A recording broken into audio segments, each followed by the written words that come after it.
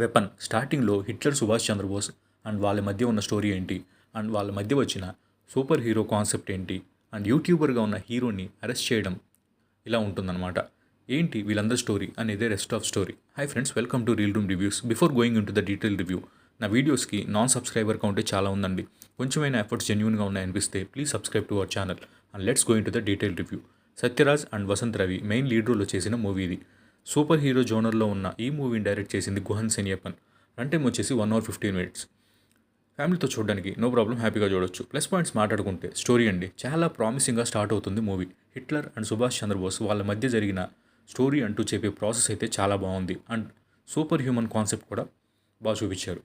Next వచ్చేసి acting. Sathyaraj and Vasanth Ravi acting బాగుంది. నాకైతే సత్యరాజ్ గారి acting and confidence in super hero role బాగుంది. అంతే అండి.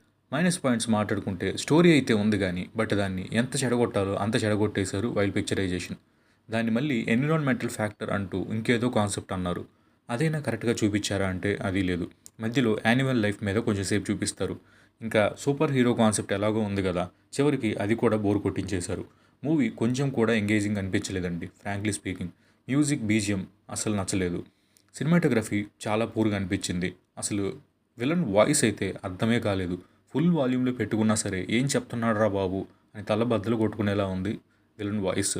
మూవీ వర్డిక్ట్ ఏంటంటే మంచి ఇన్నోవేటివ్ కాన్సెప్ట్ని, ఇంకా ఏదో చాలా బాగా ట్రై చేయాల్సిన కాన్సెప్ట్ని చెడగొట్టేశారని నాకు స్ట్రాంగ్ ఫీలింగ్. ఓవరాల్ రేటింగ్ వచ్చి 2/5. ఈ రివ్యూ నచ్చితే like the video and share to your friends. Thank you.